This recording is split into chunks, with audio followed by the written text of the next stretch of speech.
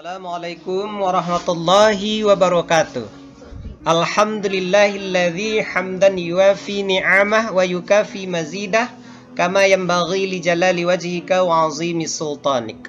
Ashhadu an la ilaha illallah wahdahu la syarikalah wa ashhadu anna Muhammadan abduhu wa rasuluh la nabiyya ba'da amma ba'du.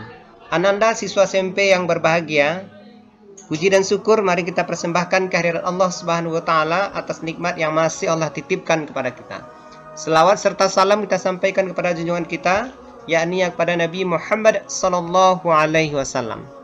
Ananda yang berbahagia, Ustaz doakan semoga Ananda selalu berada dalam keadaan sehat walafiat, tidak kurang suatu apapun. Semoga Allah terus-menerus melimpahkan rahmat, nikmat dan karunia-Nya kepada kita semua.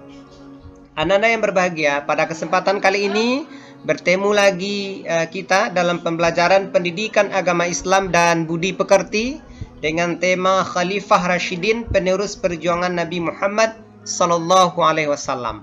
Sebelum kita lanjutkan, silakan Ananda baca ini kompetensi dasar KD kita yang akan kita pelajari. Yang pertama, menghayati perjuangan dan kepribadian Khulafaur Rasyidin sebagai penerus perjuangan Nabi Muhammad dalam menegakkan risalah Allah Subhanahu wa taala. Yang kedua, meneladani perilaku terpuji Khulafaur Rasyidin. Yang ketiga, memahami sejarah perjuangan dan kepribadian Khulafaur Rasyidin. Yang keempat, menyajikan strategi perjuangan dan kepribadian Khulafaur Rasyidin. Ini KD kita. Kemudian tujuan pembelajaran, ini tujuannya. Yang pertama, menyebutkan sikap terpuji yang dimiliki Khalifah Rasyidin. Yang kedua, menjelaskan sikap terpuji yang dimiliki Khalifah Rasyidin. Yang ketiga, menunjukkan contoh sikap terpuji Khulafaur Rasyidin. Yang keempat, menampilkan contoh sikap terpuji Khulafaur Rasyidin. Yang kelima, menunjukkan contoh perilaku meneladani sikap terpuji Khulafaur Rasyidin. Yang keenam, menampilkan contoh perilaku meneladani sikap terpuji Khulafaur Rasyidin.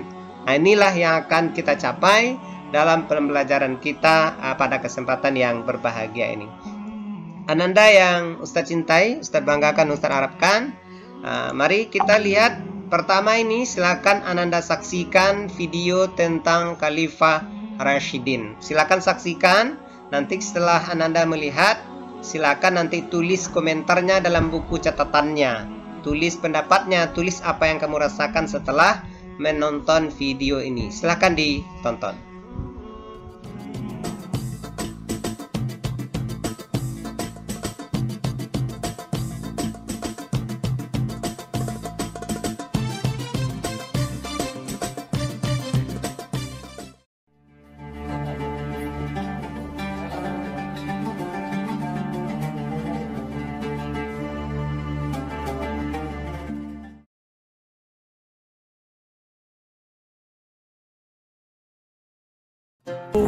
Dan Nabi Muhammad Sallallahu Alaihi Wasallam segera menuju Gua Sur untuk sampailah Sayyidina Abu Bakar As-Siddiq radhiyallahu anhu dan Nabi Muhammad Sallallahu Alaihi Wasallam ke kota Madinah dengan disambut oleh kaum muslimin yang sebelumnya telah sampai terlebih dahulu.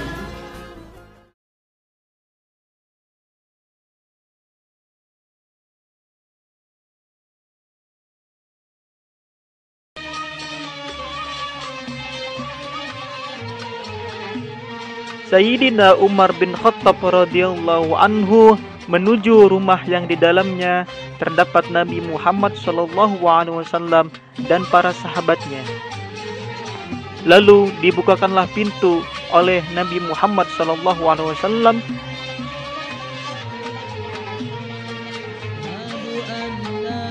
Sayyidina Umar bin Khattab radhiyallahu anhu mengucapkan dua kalimat syahadat untuk menerima Islam sebagai agamanya di hadapan Nabi Muhammad sallallahu alaihi wasallam dan para sahabatnya.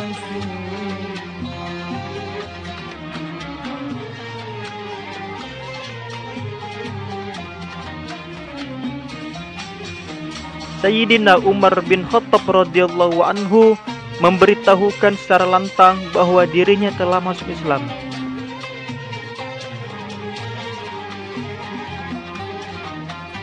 Sayyidina Umar bin Khattab radhiyallahu anhu menyampaikan bahwa Islam adalah agama yang benar.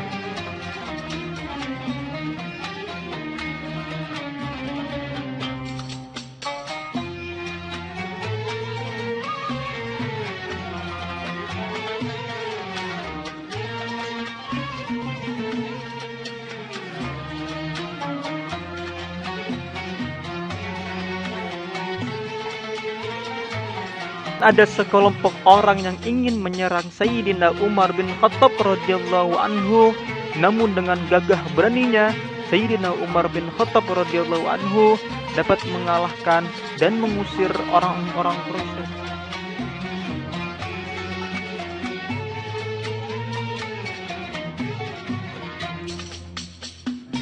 Sayyidina Umar dengan keberaniannya terus-menerus berdakwah di sekeliling Ka'bah tanpa ada satu orang pun yang berani untuk melarangnya berdakwah, mengajarkan Islam kepada semua manusia untuk beriman kepada Allah dan Nabi-Nya. Hanya Umarlah seorang tanpa ada rasa takut dan gelisah, hingga dirinya diliputi rasa cinta kepada Allah Subhanahu wa Ta'ala dan Rasul-Nya.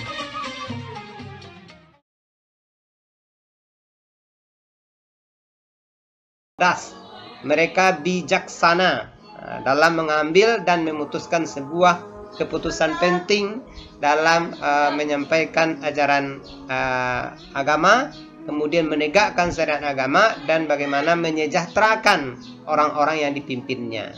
Ananda yang berbahagia, selanjutnya kita lihat satu-satu. Yang pertama, Khalifah Rasyidin itu adalah Abu Bakar. Abu Bakar Siddiq radhiyallahu anhu, ya.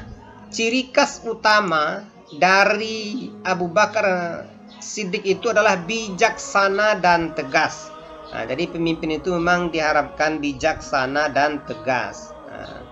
Bijaksana artinya dalam mengambil sebuah keputusan dia memikirkan banyak hal, banyak aspek yang dia pikirkan. Kemudian tegas dalam melaksanakan sebuah keputusan. Kalau sudah ditetapkan, tentu akan dijalankan, ya. Dijalankan dengan serius dan sungguh-sungguh. Inilah Abu Bakar Siddiq, ya, sahabat sekaligus orang yang sangat berjasa membantu Nabi dalam menyampaikan ajaran Islam. Inilah Abu Bakar Siddiq. Abu Bakar Siddiq. Abu Bakar Siddiq ini lahir tahun 573 Masehi dari sebuah keluarga terhormat di kota Mekah. 2 tahun 1 bulan setelah kelahiran Nabi Muhammad SAW. Nama aslinya adalah Abdullah ibnu Abu Quhafah. Ia mendapat gelar As-Siddiq setelah masuk Islam dengan peristiwa Isra dan Mi'rajnya Nabi Muhammad SAW, sehingga dia digelar As-Siddiq, orang yang benar, orang yang membenarkan. Pada masa Abu Bakar Siddiq ada beberapa program yang dia kerjakan. Jadi sebagai pemimpin itu dia tidak hanya sekedar jadi pemimpin saja. Dia memiliki program kerja yang jelas programnya. Yang pertama, program kerja dari Abu Bakar itu adalah memerangi orang-orang yang keluar dari agama Islam. Jadi setelah Nabi Muhammad wafat, ternyata ada juga orang-orang yang keluar dari agama Islam. Maka ini diperangi oleh Abu Bakar Siddiq. Orang yang keluar dari agama Islam itu namanya murtad. Ini diperanginya. Yang kedua, memerangi orang-orang yang enggar bayar zakat. Jadi kalau dulu di masa Abu Bakar ini orang yang nggak mau bayar zakat itu diperangi, ya, karena itu menyangkut kemaslahatan banyak orang, kesejahteraan banyak orang, orang-orang yang perlu bantuan. Maka yang nggak mau ketika itu diperangi oleh Abu Bakar Siddiq, tentu dengan cara bijaksana. Cara memerangi di sini tidak mesti pakai pedang, tidak mesti pakai kekerasan. Tapi yang penting zakat itu harus mesti dibayarkan. Kemudian yang ketiga, memerangi orang-orang yang mengaku Nabi. Jadi setelah Nabi Muhammad wafat, ternyata ada juga orang yang mengaku-ngaku jadi Nabi, alias Nabi palsu. Contohnya itu Musailamah Al-Kadzab, mengaku sebagai Nabi, nerima wahyu pula dia. Maka orang-orang inilah diperangi oleh Abu Bakar Siddiq. Di samping program-program yang banyak lain yang dilakukan Abu Bakar, inilah 3 program unggulan utama yang dilakukan pada masa Abu Bakar Siddiq radhiyallahu anhu. Nanti coba Ananda cari apa saja keutamaan-keutamaan Abu Bakar yang lainnya. Karena tentu tidak mungkin kita jelaskan terlalu panjang lebar. Silakan nanti cari informasi-informasi tentang Abu Bakar ini. Apa saja kelebihannya, apa saja keutamaannya, bagaimana proses dia dalam berdakwah, apa saja jasa-jasanya. Coba dicari supaya lebih luas wawasan kita tentang Abu Bakar Siddiq. Itu yang pertama. Yang kedua, Khalifah Rasyidin yang kedua itu namanya Umar bin Khattab. Umar bin Khattab. Ciri khas utama dari Umar bin Khattab itu pertama pemberani.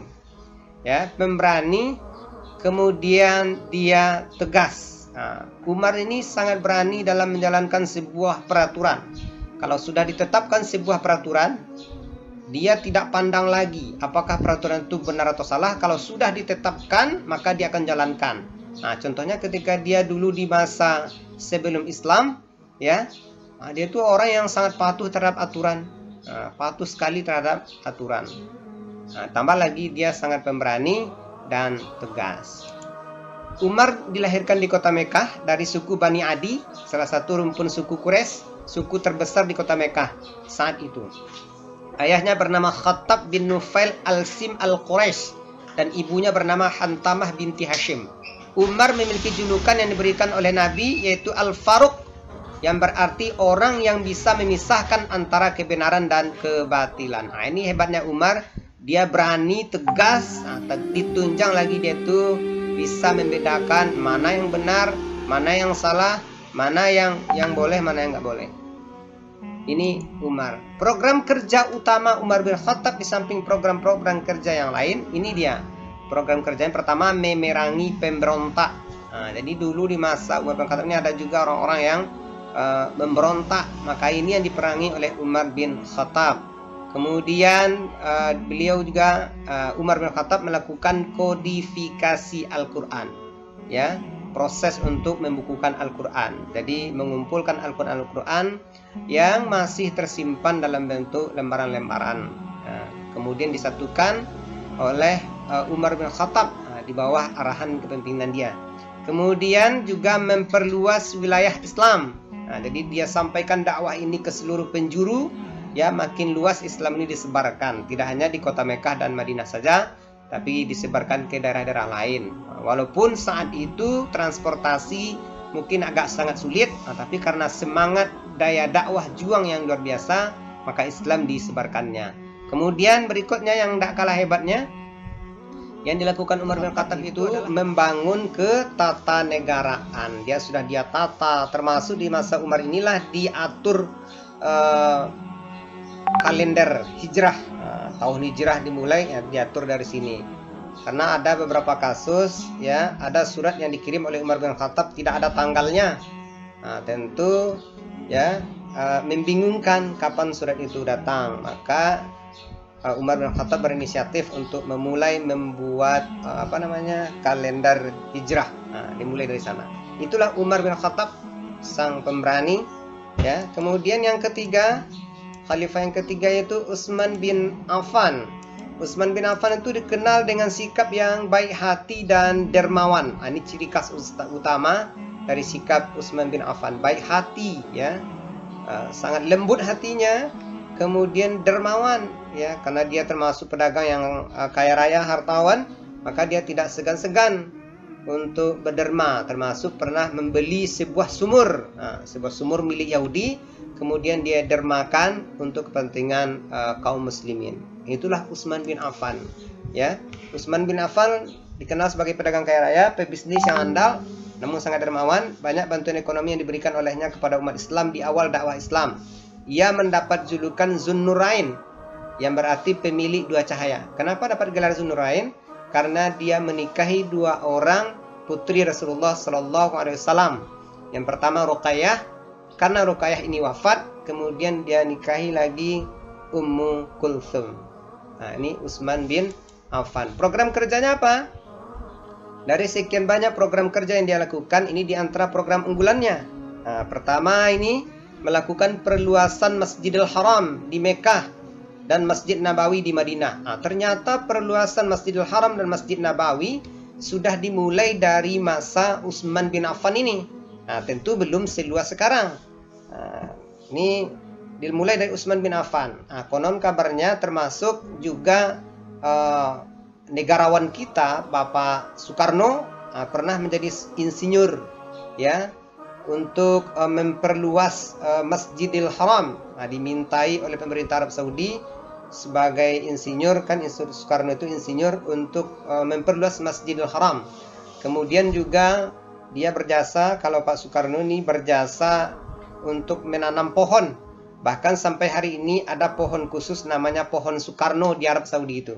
Maka tidak heran kalau ada raja-raja Arab Saudi datang ke Indonesia, maka pasti dia akan mencari anak cucu keturunan dari Soekarno, karena jasanya yang hebat luar biasa. Kembali kita ke pelajaran ini. Utsman bin Affan jadi melakukan perluasan Masjidil Haram di Mekah dan Masjid Nabawi di Madinah. Yang kedua, mencetuskan ide pembangunan gedung pengadilan. Jadi gedung pengadilan khusus ya dimulai di masa Utsman bin Affan ini. Kalau dulu kan seluruh permasalahan yang terjadi diselesaikan Nabi di masjid. Jadi masjid tidak hanya sekedar tempat sholat, tapi juga tempat musyawarah, pusat pemerintahan dan sebagainya. Di masa Utsman bin Affan ini dimulai pembangunan gedung pengadilan khusus. Kemudian yang ketiga, ekspansi atau perluasan wilayah kekuasaan Islam. Jadi ada upaya untuk memperluas daerah wilayah kekuasaan Islam. Tapi jangan bayangkan ya perluasan wilayah kekuasaan Islam itu dengan kekerasan, dengan serta-merta dengan kezaliman seperti orang-orang Barat melakukan penjajahan. Tidak. Islam disampaikan dengan cara damai dan tidak ada paksaan untuk memeluk ajaran Islam. Dan biasanya orang-orang Islam datang ke sebuah daerah itu sangat dinanti-nanti oleh orang-orang yang di sana, karena umumnya mereka terzalimi, tersakiti oleh pemerintahan yang ada di situ. Ketika Islam datang, mereka mendapatkan angin segar yang luar biasa, sehingga Islam sangat mudah diterima. Kemudian yang keempat, melakukan pembukuan mushaf Al-Quran dalam satu mushaf. Inilah jasanya Utsman bin Affan ya.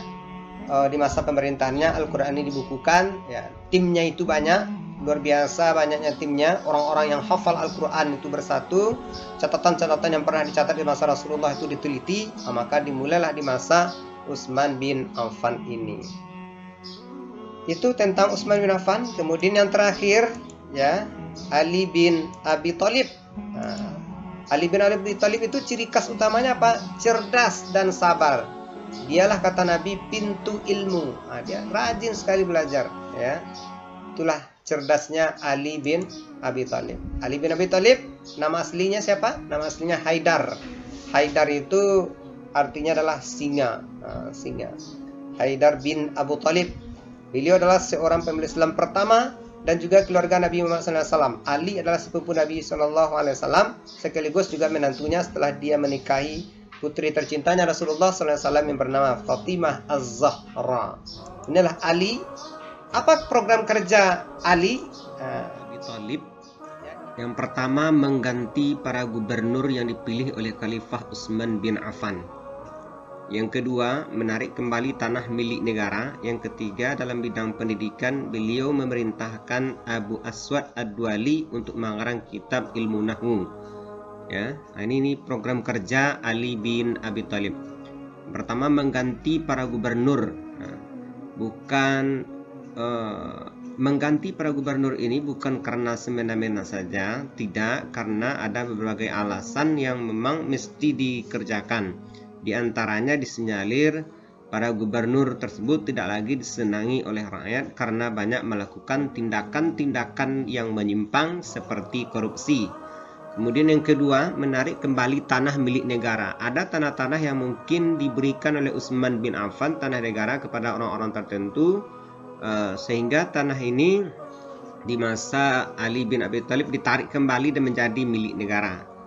Kemudian yang ketiga, dalam bidang pendidikan, memerintahkan Abu Aswad Ad-Duali untuk mengarang kitab ilmu nahwu. Inilah Ali bin Abi Thalib yang sangat hebat dalam keterampilan bermain pedang dan juga sangat cerdas, sangat pintar dalam menggunakan penanya. Dialah yang disebut oleh Nabi sebagai pintu ilmu. Itulah Ali bin Abi Thalib. Itulah 4 orang khalifah Rashidin, khalifah yang cerdas, bijaksana dalam menyelesaikan seluruh persoalan yang terjadi pada masanya. Kemudian sebagai kesimpulan, ini Khulafa Rashidin artinya pemimpin-pemimpin yang diberi petunjuk oleh Allah Subhanahu wa taala. Yang kedua, yang termasuk Khalifah Rashidin adalah Abu Bakar As-Siddiq, Umar bin Khattab, Utsman bin Affan, dan Ali bin Abi Thalib. Yang ketiga, secara umum sifat yang dimiliki oleh para khalifah antara lain amanah, istiqamah, jujur, cerdas, bertanggung jawab, dan selalu menyampaikan kebenaran. Yang keempat, secara khusus sifat-sifat Khulafaur Rasyidin adalah sebagai berikut. Ciri khasnya Abu Bakar As-Siddiq bersifat tegas terhadap orang yang mengaku Nabi, tidak mau membayar zakat, dan orang-orang murtad. Inilah orang-orang yang diperangi oleh Abu Bakar As-Siddiq. Orang-orang yang setelah wafatnya Nabi mengaku dia sebagai Nabi palsu, kemudian tidak mau pula bayar zakat, kemudian orang-orang yang murtad. Kemudian berikutnya Umar bin Khattab, sifatnya pemberani, melakukan perluasan wilayah Islam. Kemudian Utsman bin Affan bersifat dermawan, banyak membantu perjuangan Islam. Ali bin Abi Thalib sangat cerdas, ilmunya yang tinggi, dapat menyelesaikan berbagai permasalahan yang muncul. Inilah pelajaran kita tentang Khulafaur Rasyidin. Banyak lagi informasi ya, pelajaran-pelajaran yang bisa kita gali dari Khulafaur Rasyidin ini. Tapi untuk kesempatan ini saja dulu. Selanjutnya silakan Anda kerjakan latihan berikut ini. Ini yang pertama ya, Khulafaur Rasyidin artinya adalah A. Pemimpin yang mendapatkan gelar, B. Pemimpin yang dihormati, C. Pemimpin yang mendapat hidayah, D. Pemimpin yang dikasihi. Nomor 2, di bawah ini yang tidak termasuk Khulafaur Rasyidin adalah A. Abu Bakar Siddiq, B. Umar bin Khattab, C. Utsman bin Affan, D. Zaid bin Sabit. Kemudian berikutnya yang ketiga, di bawah ini khalifah yang mendapat gelar As-Siddiq adalah A. Abu Bakar As-Siddiq, B. Umar bin Khattab, C. Utsman bin Affan, D. Ali bin Abi Thalib. Yang keempat, di bawah ini yang mendapat gelar Al-Faruq adalah A. Abu Bakar As-Siddiq, B. Umar bin Khattab, C. Utsman bin Affan, D. Ali bin Abi Thalib. Yang kelima, sahabat Nabi yang memiliki nama asli Abdullah bin Abu Quhafah yang juga khalifah yang dimakamkan di Irak adalah A. Abu Bakar As-Siddiq, B. Umar bin Khattab, C. Utsman bin Affan, D. Ali bin Abi Thalib. Kalau terlalu cepat boleh di pause videonya, baca lagi soalnya. Soal berikutnya, di bawah ini khalifah yang memiliki kedermawanan adalah, maksudnya kedermawanan yang berbeda luar biasa, A. Abu Bakar As-Siddiq, B. Umar bin Khattab, C. Utsman bin Affan, D. Ali bin Abi Thalib. Yang ketujuh, di bawah ini yang mendapat gelar Babul Ilmi adalah A. Abu Bakar As-Siddiq, B. Umar bin Khattab, C. Utsman bin Affan, D. Ali bin Abi Thalib. 8.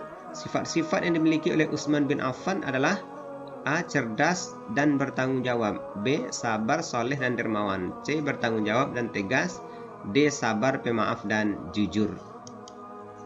Kemudian soal ke-9, sifat-sifat yang dimiliki oleh Umar bin Khattab adalah A. Cerdas, tegas, peduli dengan rakyatnya, B. Sabar, soleh dan dermawan, C. Bertanggung jawab, tegas dan jujur, D. Sabar, pemaaf dan penyayang. 10. Agar dapat meneladani sifat Al-Khulafaur Rasyidin, kita harus A. Meyakini keberadaannya, B. Mengetahui tingkat keimanannya, C. Membenarkan kabar beritanya, D. Mengetahui riwayat hidupnya. Nah, silakan dikerjakan latihannya. Mudah-mudahan bisa dipahami. Barangkali itu saja. Kita tutup pembelajaran kita hari ini dengan hamdalah. Alhamdulillahirabbil alamin. Wabillahi taufiq wal hidayah. Wassalamualaikum warahmatullahi wabarakatuh.